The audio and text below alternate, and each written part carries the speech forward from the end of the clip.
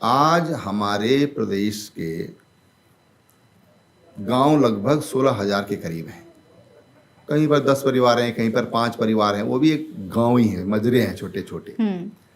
लेकिन आज हमारे लगभग जो 200 की आबादी से अधिक के गांव हैं, लगभग हर गांव लगभग सड़क पहुंच गई है या आसपास पहुंच गई है।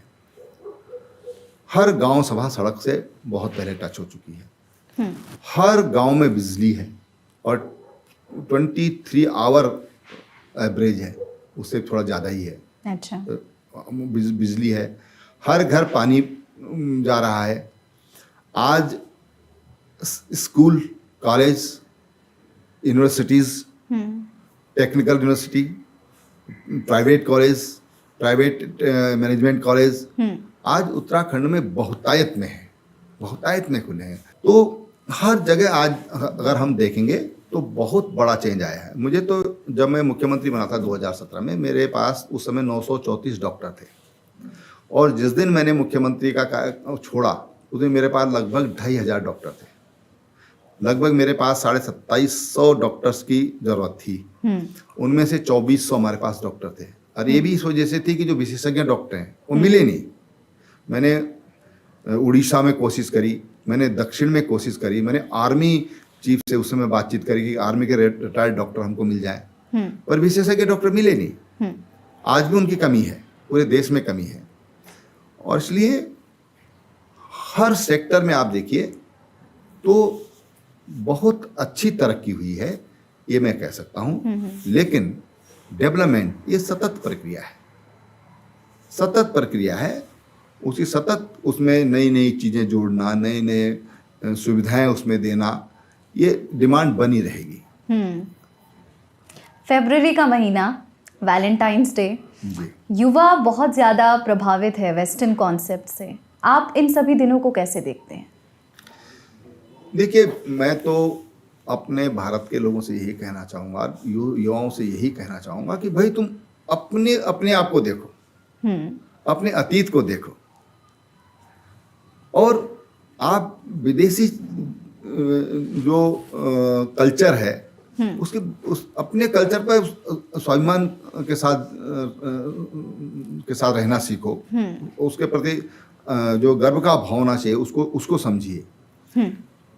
देखिए, भारत और वेस्टर्न क्या है, कल्चर को थोड़ा परिभाषित करना चाहूँगा जी।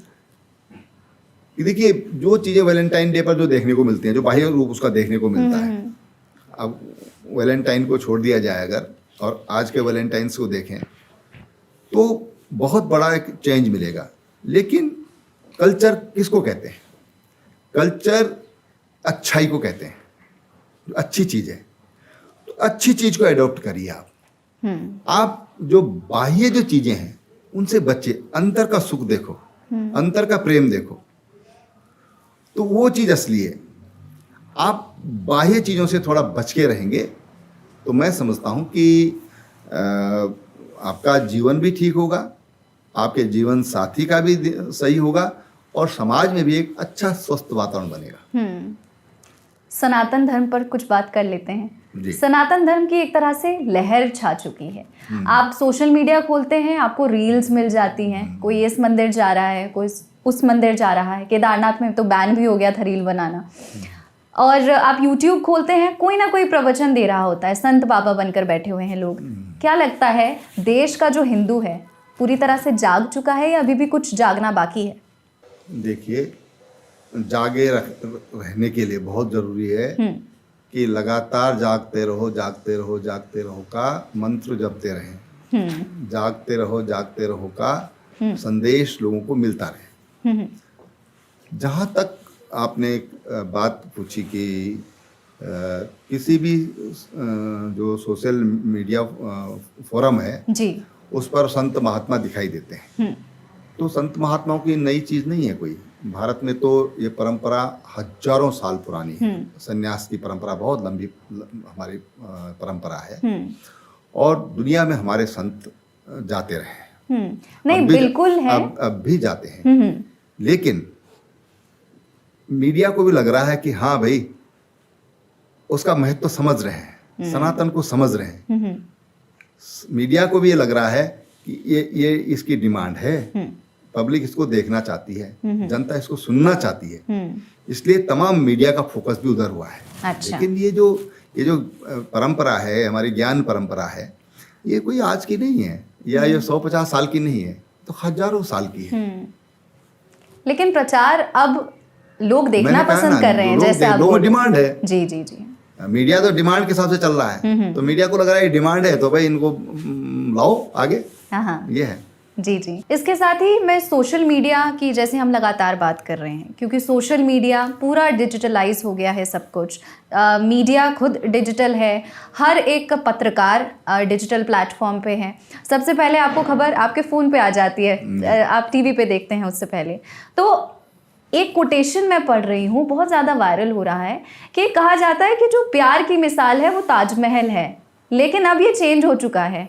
अब बात की जा रही है राम और सीता की। जी, देखिए मैं वही कह रहा हूँ ना कि हमको अपने अंदर भी देखना पड़ेगा, झांकना होगा। हम अपने अंदर झांकें कि भाई प्यार है क्या, प्रेम है क्या, और हमारी भारतीय जो मनीषा है, हमारी जो भारतीय चिंतन है, उसमें क्या है।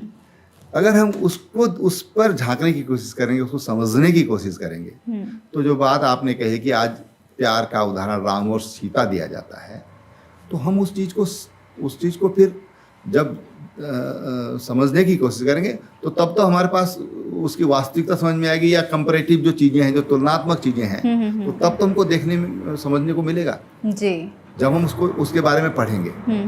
अभी मैं पढ़ रहा था कल परसों ही कि इस समय रामचरितमानस की बहुत डिमांड बढ़ी है और टेंडेंसी है, उपलब्ध नहीं हो रही किताबें, तो लोग अपने आप को समझने की कोशिश कर रहे हैं।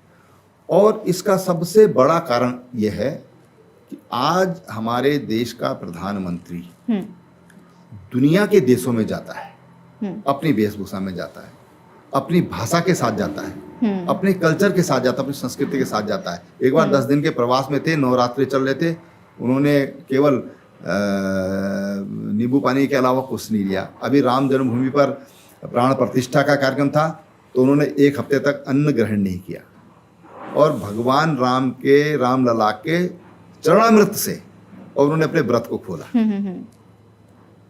जब देश का राजा, देश का प्रधानमंत्री इस सोच का होगा, तो तब अपनी कल्चर को लोग समझेंगे जी। आज जो हमारे ये जो अरब देश हैं, आज वहाँ पर मंदिर बन रहा है, आज वहाँ पर हमारे प्रधानमंत्री जाते हैं यूएई में, तो उनका राम धुन के साथ मस्जिद में स्वागत होता है जी। जब आप अपनी चीज़ों को स्वयं ही भूल जाएंगे, तो दूसरा क्यों आपको याद दिलाएगा भाई। तो पहले हमको अपनी चीज स्वयं अपनानी होगी, अपने आप पर उसके प्रति गर्व की अनुभूति करनी होगी, तब दूसरा समझेगा। अब स्वामी विवेकानंद जी गए दुनिया में, तो दुनिया की समझ में आया कि हाँ, लेडीज एंड जेंटलमैन नहीं, ब्रदर्स एंड सिस्टर होता है। एक भारत का चिंतन है कि सारी जो महिलाएं हैं वो हमारी बहन की तरह हैं, जितने पुरुष हमारे भाई की तरह हैं, हम भाई बहन करके उनको संबोधित करते हैं, वसुधैव कुटुंबकम की बात करते हैं। अगर Vivekananda ji ladies and gentleman कहते तो क्या कौन विवेकानंद जी को पूछ रहा था? बिल्कुल कोई नहीं पूछता। विवेकानंद जी ने भारत का चिंतन, भारत की सोच, भारत का सामाजिक जो ताना बाना है, भारत की कल्चर के, यही कल्चर है कि ब्रदर एंड सिस्टर्स कहा उन्होंने जी, लेडीज एंड जेंटलमैन नहीं कहा, यही कल्चर है। और वो कल्चर को लेकर जब हम जाएंगे, जब हमारे प्रधानमंत्री उस कल्चर को लेकर जा रहे हैं, तो आज वो भाव लोगों में खड़ा हो रहा है। लोगों को लगा नहीं भाई, हम भी कुछ हैं जी। अच्छा, पर राम मंदिर के निर्माण से आपको क्या लगता है 2024 के लोकसभा चुनावों में भारतीय जनता पार्टी को कितना फायदा हो सकता है? देखिए, मैं समझता हूँ कि इसको राजनीतिक नज़रिए से नहीं देखा जाना चाहिए। ठीक है, ये बात सच है कि उससे भारत की राजनीति प्रभावित होगी, ये बात सच है, इसको अस्वीकार नहीं किया जा सकता। लेकिन हम उसको, हर चीज़ को राजनीतिक चश्मे से न देखें। राजनीतिक चश्मे से देखने के कारण जो देश की आज़ादी के बाद जो मुक्त हो जाना चाहिए था, जैसे सोमनाथ को मुक्त किया सरदार वल्लभ भाई पटेल ने, कन्हैयालाल माणिकलाल मुंशी ने, और तत्कालीन राष्ट्रपति उसमें गए थे। है ना, जवाहरलाल नेहरू नाराज भी हुए थे कि आप वहाँ क्यों गए।